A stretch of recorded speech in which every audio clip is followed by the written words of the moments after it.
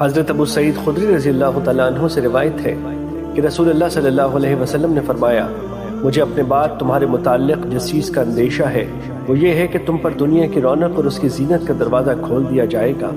ایک آدمی نے عرض کیا، اللہ کے رسول، کیا خیر برائی کو ساتھ لائے گی؟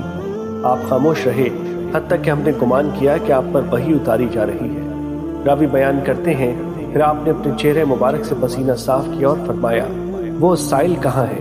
گویا آپ نے اس کی تعریف کی۔ آپ صلی اللہ علیہ وسلم نے فرمایا، خیر شر کو ساتھ نہیں لائے گی۔ بے شک موسم ربیع جو چارہ اگاتا ہے اس سے وہ بعض چارہ جانور کو مار ڈالتا ہے، اپہارا کر دیتا ہے یا ہلاکت کے قریب کر دیتا ہے۔ البتہ سبز گھاس کھانے والا جانور کھاتا ہے حتیٰ کہ اس کے کوف نکل آتے ہیں۔ وہ سورج کی طرف رخ کر کے جگالی کرتا ہے، گوبر کرتا ہے اور پیشاب کرتا ہے، اور وہ دوبارہ چرنے چلا جاتا ہے اور دوبارہ سبز گھاس کھاتا ہے۔